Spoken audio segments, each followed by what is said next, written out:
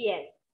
Ustedes ya en la parte de cromatografía gaseosa, HPLC, ya han tenido el teórico, en el cual han podido, digamos, terminar de estudiar la técnica, conocer las características, digamos, y las propiedades de los distintos componentes, de las distintas partes de este equipo, cuál es el fundamento de la técnica, seguramente lo habrán podido comparar también con cromatografía gaseosa. La idea es que podamos abordar ahora un poquito más lo que tiene que ver con las aplicaciones y abordar también la parte del uso de los equipos, y además vamos a resolver los ejercicios de la guía. Por un lado, ustedes saben que la cromatografía líquida tiene una enorme cantidad de aplicaciones, fundamentalmente debido a la alta sensibilidad que tiene esta técnica. Por otro lado, a que es una técnica que se adapta muy fácilmente a determinaciones cuantitativas exactas. Es muy útil cuando tenemos que separar especies no volátiles o termolábiles, que en el caso de estas especies no volátiles o especies que se ven afectadas por la temperatura, no las podríamos analizar por cromatografía gaseosa. Entonces, en esos casos, la cromatografía líquida es la solución ideal. Es por eso que, por ejemplo, todo lo que tiene que ver con vitaminas, con, digamos, algunos compuestos tipo azúcares, lo ideal es analizarlo por medio de esta técnica. La gran aplicación que tiene esta técnica también ha hecho que sea muy interesante tanto en el estudio de los campos de la ciencia, o sea, en los laboratorios de investigación casi siempre hay presente algún cromatógrafo líquido, pero también tiene gran importancia en la aplicación a nivel de industrias y empresas. Por ejemplo, la cromatografía líquida se utiliza muchísimo en todos los laboratorios de fármacos. De hecho, es uno de los equipos fundamentales, se utiliza también para el análisis de plaguicidas, de antibióticos, de aminoácidos. O sea, es enorme el campo de aplicaciones que tiene esta técnica. Como ustedes habrán visto con Liliana en el teórico, en la cromatografía líquida se habla muchísimo, y la separación, digamos, va a ser dependiendo del método que se use, si es un método en fase normal o en fase reversa. Y ustedes también recordarán que cuando se está trabajando con una fase normal, la polaridad de la fase estacionaria es alta y la polaridad de la fase móvil es baja o media, y en función de eso hay distintos tipos de fases móviles y distintos porcentajes, digamos, de componentes de cada uno, como para hacer que la polaridad sea media o baja. Y por supuesto que cuando se está trabajando en fase normal, el compuesto que primero eluye es el que es menos polar. Mientras que si se trabaja en fase reversa, vamos a tener la polaridad de la fase estacionaria es baja, la polaridad de la fase móvil es media o alta, y el orden de elusión, el que va a eludir primero, es el más polar. Esto es fundamental a la hora que ustedes trabajen en cromatografía líquida, además de seleccionar la columna, que en el caso de la cromatografía líquida no hay tanta variedad de columnas como sí tenemos en cromatografía gaseosa. Aquí en cromatografía líquida, si bien es importante, por supuesto, la fase estacionaria, pero también se logra una mejora de la separación trabajando con la fase móvil ideal. Entonces es fundamental que ustedes sepan si van a trabajar en una fase normal o reversa, porque eso les va a ayudar también a poder ir dilucidando los compuestos que van eluyendo, saber cuál es dependiendo de cuál sea la fase, si los compuestos que salen primero son los más polares o los menos polares. Bien. En este primer video que les voy a mostrar acá, que vamos a tener que volver un segundito para que les active la parte de sonido que siempre me olvido.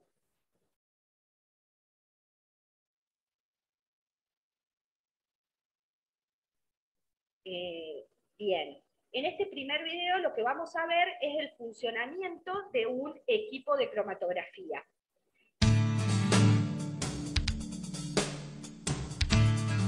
Hola, soy Lucía Guardiola, soy profesora de la Universidad Católica de Murcia. Voy a explicaros cómo funciona un equipo de HPLC. Un equipo de HPLC es un equipo que sirve para identificar, cuantificar y purificar muestras complejas en sus distintos componentes. Imaginemos que tenemos una mezcla formada por varios componentes y queremos identificar por qué componentes está formado.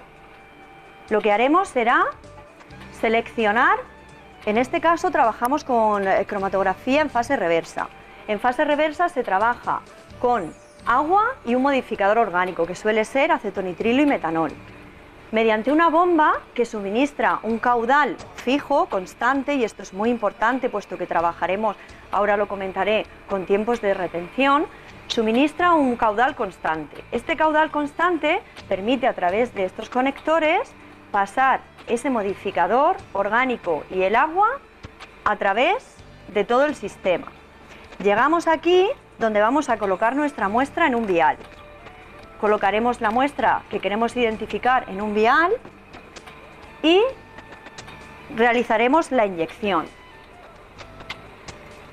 ¿Qué es lo que va a ocurrir? Lo que va a ocurrir... Ahí, chicos, tengan en cuenta que esta muestra, en el caso de este equipo, es un equipo que tiene un toma de muestras automático. Entonces, por eso es que se colocaba en un vial la muestra. En el caso de la mayoría de los equipos, y de hecho, si los equipos que tenemos en el CITEQ, son equipos donde nosotros tenemos que hacer la inyección. Entonces se procede de la misma forma que vimos para cromatografía gaseosa, o sea, solo que en estos casos se puede tomar un mayor volumen de muestra, no tiene que ser, digamos, tan pequeño como era en el caso de cromatografía gaseosa. Si hay alguna duda, por supuesto que pueden activar sus micrófonos y hacer la consulta. Es que esta agua y este contenido de esta muestra van a pasar a través de una columna cromatográfica. En esta columna cromatográfica, que es una columna de acero, su interior está formado por sílice unida a grupos hidrocarbonados. Esto es lo que se llama en cromatografía líquida fase estacionaria. Lo que ocurre aquí es que nuestra muestra con el agua o modificador orgánico va a pasar a través de esta fase estacionaria y se va a producir un reparto. Un reparto entre la muestra se va a quedar retenida o bien en la fase estacionaria o bien en la fase móvil. ¿Qué es lo que haremos? Iremos pasando los distintos componentes y si la muestra es más afín al contenido de la fase estacionaria, quedará más tiempo retenida en su interior, y si la muestra es más afín a lo que hay en la fase móvil, pasará rápidamente a través de la fase estacionaria. Una vez que ha pasado por completo a través de la fase estacionaria, necesitamos un método de detección. El método de detección es variable en cromatografía líquida. Lo que aprovechamos es una propiedad física, algo que nos permita detectar. Esa propiedad física suele ser una propiedad física del compuesto o bien de la fase móvil. En este caso vamos a trabajar con un detector de diodo Array. El diodo Array lo que permite es pasar una radiación electromagnética a través de esa muestra y lo que vamos a observar es que los compuestos de interés van a absorber parte de esa radiación electromagnética. Por tanto, necesitamos previamente, para trabajar en cromatografía líquida, necesitamos seleccionar bien las condiciones de trabajo. Necesitamos saber qué fase móvil vamos a utilizar, si es agua sola o es agua más metanol acetonitrilo. Necesitamos saber qué tipo de columna vamos a emplear, porque las columnas varían en función de los componentes que queramos analizar. Y por último, el detector. El detector, la mayoría de los métodos en cromatografía líquida utilizan un detector ultravioleta visible o diodo Array, pero también podemos aprovechar la propiedad de algunos compuestos de ser fluorescentes. Esta fluorescencia hace que podamos determinar determinados analitos que absorben una longitud de onda de excitación y la emiten a una longitud de onda llamada longitud de onda de emisión. Estos métodos de fluorescencia son mucho más selectivos que los métodos de diodo Array, pero lamentablemente no todos los compuestos presentan fluorescencia. podemos realizar alguna modificación en el compuesto que queramos determinar para inducirlo a esa fluorescencia, pero en algunos casos podemos utilizar un diodo array, que es un detector universal, menos selectivo, pero si seleccionamos adecuadamente la longitud de onda podemos trabajar adecuadamente en perfectas condiciones. Por último, cuando la muestra ha pasado a través del detector, lo que observamos finalmente es un cromatograma. Este es un cromatograma típico de HPLC. ¿Qué es lo que vamos a observar aquí? Aquí tenemos de forma ampliada todos los componentes que contiene esta muestra que somos capaces de detectar bajo esta longitud de onda 280 nanómetros que hemos seleccionado. Por tanto, podemos determinar, pues aquí vemos 4 picos cromatográficos que se llaman. ¿Qué es lo que a priori vemos aquí? Pues vemos que aparece un compuesto que ha tardado en salir a lo largo de todo el circuito y en atravesar la columna cromatográfica 7,7 minutos. Después tenemos a posteriori a 16 minutos, a 17, a 18 y a 20. En principio no podemos saber de qué componentes estamos hablando, pero si previamente nosotros hemos trabajado con un estándar, un compuesto puro de aquello que queremos determinar y hemos trabajado una concentración determinada, conocida, podremos ser capaces de correlacionar el área que nos da un pico conocido con el área de nuestra muestra de interés. Por ejemplo, queremos saber el contenido en vitamina C que tiene un zumo. Lo que vamos a hacer es preparar una extracción adecuada para que en nuestro vial quede nuestro zumo lo más puro posible, que quede vitamina C y algo más, quizá impurezas, pero lo más puro posible. Eso es importante, seleccionar un método de extracción adecuado. Para ello utilizaremos pues, métodos que hay en bibliografía, en internet, hay muchísima información hoy en día al respecto. Bueno, pues una vez que hemos extraído adecuadamente la muestra, vamos a seleccionar, como he dicho antes, la fase móvil adecuada, la columna con la que vamos a trabajar, el volumen de inyección que vamos a inyectar, la temperatura a la que vamos a trabajar, el flujo de trabajo y las condiciones de longitud. Disculpen, ahí también les quiero hacer una aclaración cuando habla de temperatura.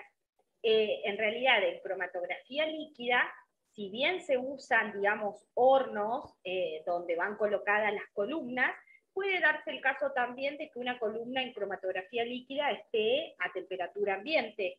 Y en otros casos, a lo mejor se coloca un horno, pero únicamente la función que tiene la temperatura es de que las condiciones ambientales sean cuales sean, siempre que realicemos la inyección tengamos esa corrida o esa columna a la temperatura, a la misma temperatura. Entonces, por ahí se construyen o se compran estos hornos, como es el caso que veíamos en este tipo de equipo, para mantener una temperatura constante. En general, en cromatografía líquida nunca se trabaja a temperaturas mucho más de 50, 60 grados, y en la mayoría de los casos se trabajan con temperaturas ambientes, o sea, solamente se usa el horno para asegurarnos tener una temperatura de unos 25 grados centígrados y que sea estable, independientemente de que esa muestra la inyectemos en pleno invierno o en pleno verano. Pero no es como en cromatografía gaseosa, que la temperatura es fundamental para la separación. ¿Se entiende esta parte? Sí, profe, se entiende. Sí, profe. De onda exactas a las que vamos a trabajar. Vale. Lo primero que hacemos es inyectar una cantidad conocida de vitamina C, por ejemplo, 1000 ppm. Sabemos que en nuestro estándar tiene una concentración de 1000 ppm. Lo vamos a inyectar y nos da un área de pico cromatográfico de 1000. Pues por recta de calibrado o por correlación directa podemos establecer que un área de un pico que salga exactamente al mismo tiempo que el patrón de estándar de vitamina C, con un área la que no salga, podremos correlacionar la concentración que tiene nuestra muestra de interés con la concentración del estándar que nosotros hemos inyectado. Las aplicaciones de la cromatografía líquida son innumerables. Hoy Bueno, esa partecita de las aplicaciones ya la estuvimos viendo. Entonces acá lo importante es que es mostrarle, además bueno, de la explicación de la técnica, es mostrarle este tipo de equipos. En cromatografía líquida tenemos una enorme variedad de equipos y ustedes podrán ver, por ejemplo, entre esta torre que veíamos recién y esta imagen que ustedes ven acá en este otro video, la configuración del equipo varía. ¿Esto a qué se debe? Se debe, por supuesto, que depende de la marca, del proveedor del equipo, el diseño propio que tiene cada una de las marcas, y además depende, ¿por qué? Porque, por ejemplo, en el equipo que les mostraba anteriormente, la columna estaba dentro de un horno que estaba dispuesto en un bloque. En este caso, observen que es lo que les comentaba recién, por ahí en muchos casos, si tenemos un control ambiental adecuado, que controlamos con un aire frío-calor y tenemos siempre temperatura de 25 grados, en algunos casos no es necesario poner la columna dentro de un horno. Por otro lado, también puede pasar que estos equipos tengan un único tipo de detector o que tengan varios. En el equipo anterior que veíamos tenía un arreglo de diodos y tenía un ultravioleta visible. Entonces cada uno de esos bloquecitos que conformaban esa torre era un tipo de detector. Además de tener, por ejemplo, el bloque que correspondía a la bomba. En el caso de este otro equipo, ustedes lo que pueden observar es esta parte que tenemos aquí abajo, es la bomba, en esta zona que está acá destapada, es la zona de inyección, y en el caso de este equipo tiene un único detector. Por eso es que pueden ver tantas variaciones de uno a otro. Pero lo fundamental es que ustedes tengan en cuenta que para un equipo de cromatografía líquida siempre van a tener la parte de los solventes, o sea, la fase móvil que se utilice, que hay equipos en los cuales tienen una sola toma de muestra. Entonces, una sola toma de muestra, no, perdón que se me activó esto, hay equipos que tienen un único reservorio de líquido. Entonces, hola, nosotros vamos a hablar de cromatografía.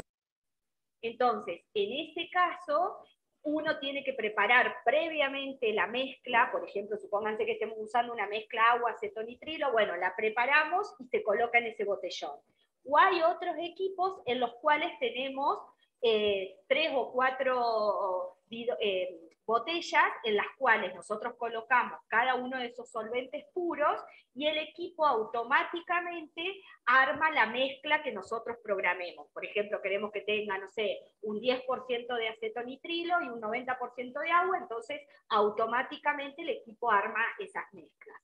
Por otro lado, también es fundamental que estos bidones tengan, y suelen tener, digamos, en las mangueritas que se introducen dentro, un filtro. Porque ustedes imagínense que cualquier impureza que pueda llegar a tener esa fase móvil va a interferir primero en la determinación la determinación cromatográfica que estemos haciendo, pero además puede ocurrir que esa pequeña basurita se deposite o se incruste en alguna parte del equipo que luego pueda generar un problema, digamos, en cuanto al flujo de líquido y a la presión generada en el sistema. Entonces es fundamental contar con filtros y que esos filtros sean mantenidos adecuadamente.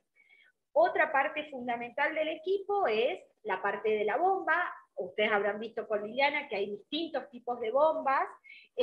Luego tenemos la parte de la cámara de inyección, que puede ser una cámara de inyección automática, como era el caso del video anterior que vimos, o puede ser un sistema de inyección en la válvula. Entonces, con una jeringa cromatográfica se inyecta la muestra que se quiera analizar, como veíamos en cromatografía gaseosa, y en esa válvula se produce la mezcla de ese analito o esa sustancia que estamos queriendo analizar, se mezcla con la fase móvil y luego eso ingresa en la columna cromatográfica.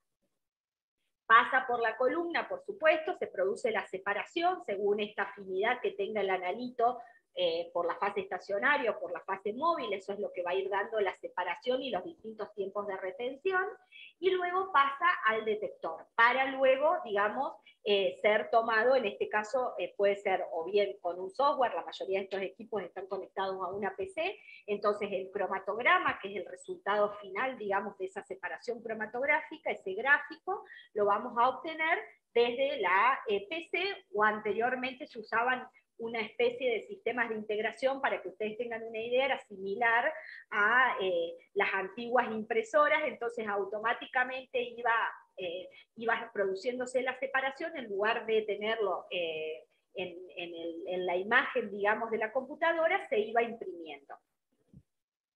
Bueno, bien, ¿hasta acá hay alguna duda, alguna consulta de esta parte?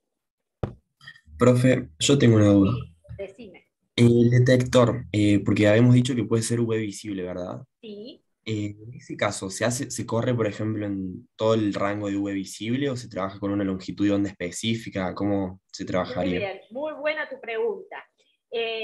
Cuando trabajamos, de hecho, uno de los detectores, si bien el de arreglo de diodos es como considerado el detector universal, el detector ultravioleta visible es uno de los que más se usa y además es uno de los detectores más económicos, entonces en la mayoría de los equipos de HPLC tenemos siempre un detector ultravioleta visible, y además es relativamente universal, o sea, podemos analizar muchísimos compuestos por medio de esta propiedad que sería la absorbancia de la sustancia. En este caso no es que vamos a hacer un barrido por todas las longitudes de onda. Lo que se hace es, o bien, tomar un dato desde una referencia bibliográfica, supónganse que ustedes, no sé, van a trabajar con, no sé, supónganse que quisieran separar lo que veíamos recién en el ejemplo del ácido cítrico, del jugo de la naranja, el ácido cítrico. Bueno, en ese caso se puede buscar por bibliografía cuál es la longitud de onda de máxima absorbancia, o bien si tenés un equipo de espectroscopía ultravioleta visible, lo que se hace es, primero en ese equipo se hace un barrido y desde ahí se puede ver la longitud de máxima absorbancia, y una vez que tenés esa longitud, sí ya la definís en el equipo. ¿Se entiende? No es que vamos a poder hacer el barrido, sino que tenemos que cargar una longitud de onda específica. Perfecto, profe, gracias. Bárbaro. Bien, entonces vamos a ver en este otro videito que es un poquito más práctico también, muestra cómo se enciende, cómo es el procedimiento. De líquidos, que es un método mejor conocido como HPLC. El aparato con el que vamos a estar trabajando se llama Perkin-Elmer, que consta principalmente de 3 partes: una computadora que contiene el software, un detector y una bomba. Este aparato trabaja con una bomba binaria porque tiene capacidad para utilizar 2 solventes. Como aquí los podemos ver, este es el solvente A y el solvente B. Funciona de manera que la fase móvil va a arrastrar el compuesto, mientras que la fase estacionaria va a permitir la separación a través de una columna. La columna con la que trabajamos es la C18. El segundo paso es purgar la línea, lo cual tiene como objetivo la eliminación de burbujas y limpiar los canales de los solventes. Para ello vamos a oprimir el botón Purg y vamos a seleccionar el flujo, que en este caso son 2 mililitros por minuto.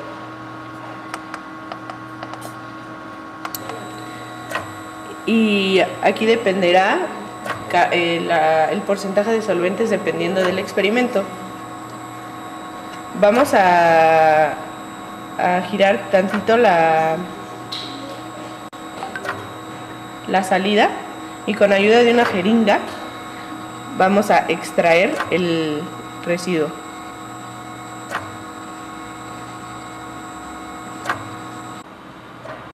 En esa parte lo que les mostraba, este equipo que está acá es un equipo bastante manual, digamos, si bien por supuesto está conectado a un software y todo, pero es fundamental hacer la purga. La purga sería, como le llamamos en cromatografía gaseosa, a la corrida, digamos, en vacío, sin ninguna inyección, sino que lo que estamos haciendo es asegurarnos, en este caso, que no haya quedado ninguna burbujita de aire en todo el sistema.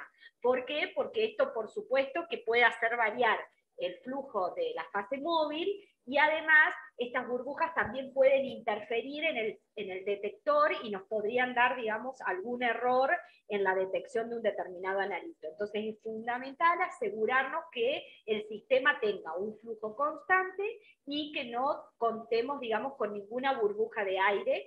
Esto generalmente en los equipos que se utilizan a diario es muy fácil realizar esta purga, pero a veces suele pasar en algunos laboratorios que el equipo HPLC a lo mejor se utiliza una vez a la semana, entonces en esos casos lleva un poquito más de tiempo generar, digamos, la puesta a punto del sistema antes de hacer la inyección de la muestra que se quiera analizar.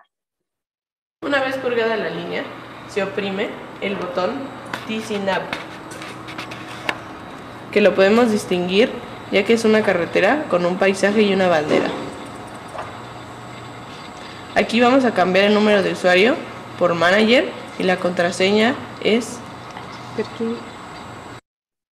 Bueno, ahí en realidad lo que les está mostrando es el sistema de Perkin-Elmer. Vamos a crear un nuevo método para nuestro ¿Cómo se experimento. crean estos métodos dentro Seleccionaremos del el software? botón Build Method. Por supuesto que dependiendo el tipo de, Y aquí seleccionaremos la opción de crear nuevo método. digamos, de marca, Le de oprimiremos equipamiento, va a el depender botón del Up. software. Entonces esta parte Seleccionamos voy a pasar, HP. después, ustedes lo ven más en detenimiento, pero bueno, eso va a depender mucho del software, del proveedor del equipo. Sí es fundamental que ustedes sepan que desde ese software ustedes van a poder controlar, por un lado, el porcentaje de fase móvil que están usando, o sea, qué porcentaje tienen en este caso, por ejemplo, de que es un sistema binario, bueno, cuál es el porcentaje del solvente A, cuál es el porcentaje del solvente B, van a definir también el flujo de esa fase automáticamente en ese programa, van a definir, en caso de que tuviesen un horno conectado a la columna, también la temperatura a la cual estuvieran trabajando, y básicamente es eso. Después ya el resto es, una vez que se hace la inyección de la muestra, automáticamente el equipo va a hacer la inyección y va a comenzar lo que es el proceso de separación. Seleccionamos HPLC. Aquí seguimos viendo todas las partes, digamos, de cómo se confecciona este programa. Quiero llegar más a la parte... Bien. La velocidad a la que correrá. Y en el porcentaje de A y B, el porcentaje de fase móvil que se va a utilizar. Se coloca también con el botón Insert las variables del método en el Step 1, con el tiempo de retención, el flow y el porcentaje de fase móvil. No se debe olvidar colocar en el detector la longitud de onda a la que la muestra será leída, donde marca lambda. Después poner auto 0 para poner el detector en ceros. Posteriormente, cargado el método y cargadas las variables seleccionadas para la corrida, se presiona el botón Store y ya está listo para comenzar la corrida. Para inyectar la muestra hay que corroborar primero que la jeringa esté bien limpia y que no contenga burbujas de aire. Para ello vamos a utilizar agua destilada para enjuagar de esta manera, de forma que no toquemos el émbolo, es decir, la parte metálica, porque puede contaminarse. Y sustraemos y retiramos en un recipiente. Realizamos este enjuague varias veces hasta corroborar que quede limpia. Después vamos a realizar un segundo enjuague, pero ahora con la muestra. De la misma manera sustraemos y retiramos en algún recipiente. Para comenzar la corrida, se selecciona el botón Start, que tiene la tecla F8, para que se comience a calibrar el equipo. Después, se toma con la jeringa la muestra necesaria en microlitros y después de tomada la muestra, se coloca en el orificio que se encuentra aquí. Se presiona la jeringa y después rápidamente se inyecta. Posteriormente, al tiempo que se abre aquí, se selecciona el botón Run y se corren al mismo tiempo. 1, 2, 3. Ahí en ese ese momento, o sea, se hizo la inyección queda en una cámara, entonces con esta válvula cuando giraba, digamos, la perilla, lo que hace es que la muestra de la solución que se quiere analizar se pone en contacto con la fase móvil que la va a arrastrar, la va a llevar, digamos, por el sistema hasta llegar, digamos, a pasar por la columna cromatográfica. Para observar la gráfica, se oprimirá el botón Real Time Plot, donde se puede observar el cromatograma corriendo, y cuando termine, se escuchará un ligero sonido para indicar que ha finalizado. Posteriormente se guardará en la carpeta seleccionada con anterioridad. Para la obtención de resultados se hace clic en Results. Se abrirá una pantalla con las carpetas. Se selecciona la carpeta donde se han guardado los resultados. Se selecciona el cromatograma deseado y se da clic en Abrir. Se abrirá el cromatograma con sus picos y sus respectivos tiempos de resolución. Después se hace clic en Display, Peak Report, y aparecerá el tiempo en minutos y el área del pico. Para sobreponer los cromatogramas se hace clic en Chromatograms. Se abrirá una pantalla de color gris. Se da clic File, Open, y se abrirá una carpeta con los resultados. Se abren los cromatogramas que se desean sobreponer.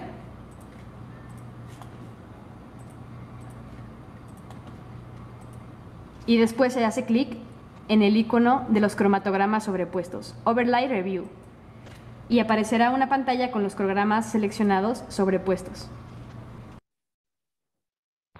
Perfecto, bueno, entonces ahí un poquito de ver cómo se obtiene, digamos, después este cromatograma, después de realizada la corrida, que bueno, esa parte del software es bastante similar a los programas que usamos para cromatografía gaseosa. Ahora bien, o sea, si bien ustedes acá pudimos ver, digamos, cómo funciona, digamos, un equipo HPLC, cuáles son las partes que si todo funciona bien, lo más probable es que ustedes también puedan verlo en forma presencial, al menos tengamos contacto, digamos, con uno de nuestros cromatógrafos HPLC que tenemos en el CITEQ. Entonces, ahora lo que vamos a ver es cómo trabajar con los resultados obtenidos de ese cromatograma. O sea, cómo hacemos la cuantificación. Y bueno, y eso lo veíamos un poquito antes, donde decíamos, o se mostraba en uno de los videos, que se puede determinar la concentración de una sustancia incógnita, o mejor dicho, de una concentración incógnita, si previamente hemos hecho lo que se le llama las curvas de calibración. O sea, en cromatografía líquida se trabaja mucho con curvas de calibración, que sería una especie de factor de respuesta, como trabajábamos en cromatografía gaseosa.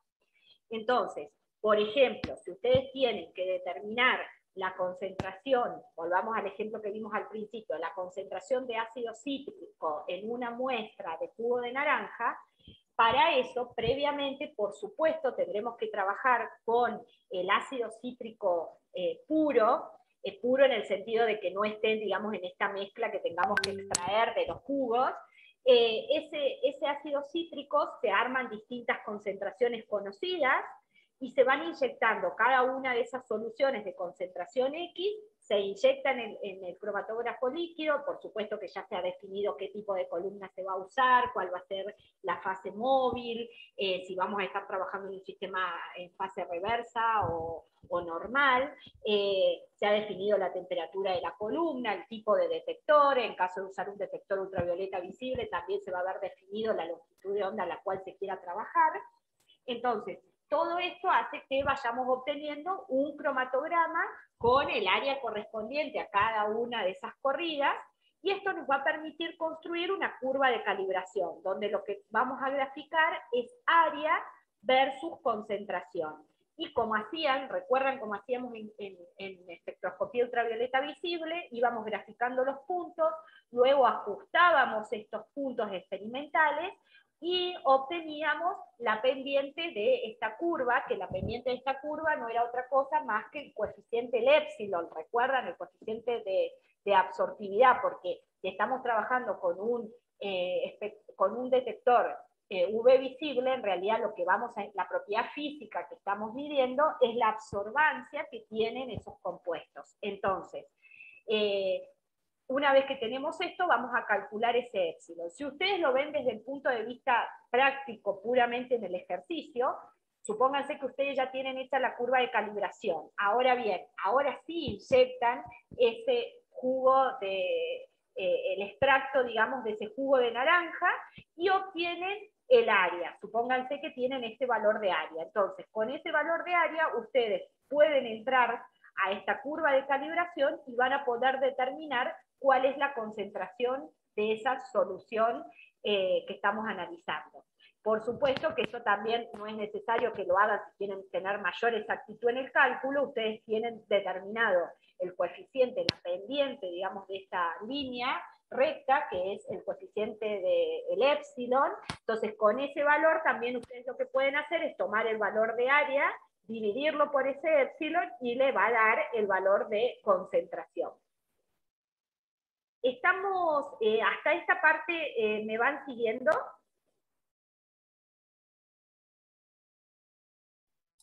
Sí, profe. Sí, profe. Perfecto. Bien.